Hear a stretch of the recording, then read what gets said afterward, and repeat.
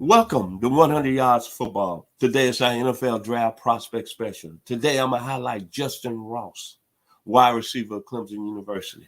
This video today is being presented by Bleed Podcast Network and betonline.com.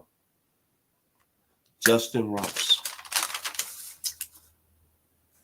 I'm going to say this about this young man. First and foremost, Clemson University should be very proud of this young man for sticking it out and staying with this program. Dabo Swinney, I hope that when this young man is taken in April in the NFL draft, you be there supporting him. Because when you're talking about a football player that overcame a lot, Justyn Ross out of Phoenix City, Alabama, overcame a lot, man. If the injuries and that serious spinal injury didn't happen, I think we would have probably been mentioning Mr. Ross as one of the greatest college wide receivers that ever played this game. And definitely, when you look at the receivers that came out of Clemson University, DeAndre Hopkins, Mike Williams, Dwight Clark, Hunter Renfrow, Jerry Butler, Perry Tuttle, Chauncey Stuckey, Rob Gardner, there's no question about it. And of course, T. Higgins, his buddy, who's now going to be playing in the Super Bowl this Sunday. Justyn Ross would have been right there, up there with any of them. There's no doubt in my mind. And I think Clemson University, you'll totally agree with me today. This guy was going to be special, but he came back. And the one thing that he showed y'all, even though Clemson had not outstanding quarterback play this year, he still came back and he still played at a high level this year. Stats weren't all really outstanding, but he showed y'all that he was a leader and that he believed in team, and that most of all, he really wanted to show people how much and special individual he was from a character standpoint. Coming back from that injury, man, which is life-threatening, that's something serious, and I couldn't imagine what he went through. But he ended up his career, 158 receptions, 2,379 yards, and 20 touchdowns. And that's with him not even really missing 1 year, and really this year not really having an outstanding year because of poor quarterback play. But I tell you what, the skill level, if he's healthy, we're going to be talking about him on all the receivers right now. Cooper Kupp, Devontae Adams, Amari Cooper. We're going to be talking about him. The C.D. Lamb. We're going to be talking about him, bro. But the skill level, playmaking and ability, making a play out of nothing, A+. Field awareness and go to the NFL, A+. Knowing exactly where to go as a route runner, A+. Hands strong, A+, super glue. Fantastic in picking up the coverage in the defense, A+. The body control, A+. The competitiveness, A+. Look at the injuries. Look what he's been through.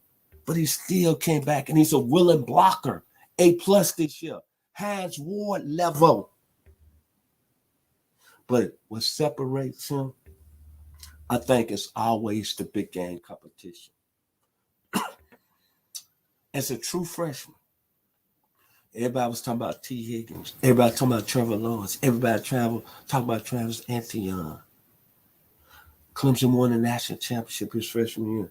That Notre Dame game, 6 receptions, 148 yards, 2 touchdowns.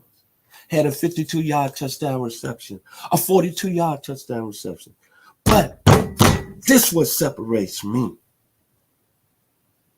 And I know what I'm talking about. You see on the graphic right there against Alabama. Think about what was on the field that night from a receiver position standpoint. Jerry Jeudy at Alabama. Jalen Waddle at Alabama. Devontae Smith at Alabama. No, Devontae Smith came. No, Devontae Smith was on that team. My fault. Henry Ruggs III. Then you had T. Higgins and you had Amari Rodgers. But him as a true freshman, He was the best receiver on the field and the best player. The one-hand catch. 6 receptions for 153 yards, 1 touchdown. Took one to the house about 70 yards. At 6'4", 205. And look what he put it on. A guy that went in the first round that could not handle him by the name of Patrick Surtain II, who had a pretty good year with the Denver Broncos. And a guy who didn't want no part of him, Trayvon Diggs, who ended up this season leading the National Football League in receptions. If this young man stays healthy, I think he's got a chance of being in the realms of being some great receivers. Mike Quick II out of North Carolina State. A guy I saw play, Bobby Duckworth out of Arkansas. Hartley Lee Dykes out of Oklahoma State. Dwayne Jarrett and Michael Williams out of USC. Sean Dawkins out of California along with Ken Allen. Vincent Jackson, who had a great career, went to glory out of Northern Colorado. Lamont Swede out of Texas. He's got them skill set. And that young man is going to be a special football player. God takes care of his body, take care of his injuries. Justyn Ross is going to be a very special football player at the next level. It's no question in my mind. No doubt. I'd like to say special thanks to my producer, Mr. Logan Landers. My final words, I'd like to say once again, we've been presented by betonline.com, presented by you by Bleed Podcast Network. And my final words about Justyn Ross, the great band out of Cincinnati, Ohio. The great lead guitarist, Ernie Isley. And Ronnie Isley. They had a song, Climbing Up the Ladder. Keep pushing. Justyn Ross has already pushed up the ladder at Clemson University. He's going to be pushing the ladder in the National Football League. I love you, young man. Have a phenomenal career.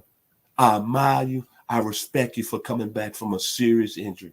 And to the Clemson football nation, give that young man all the love you can, because he showed y'all what type of person and character he was to come back from that injury and play this year under poor quarterback play. Justyn Ross, be my hero on the next level, brother, in the National Football League. Thank you for watching me today. I'm Mr. Football Vincent Turner. God bless.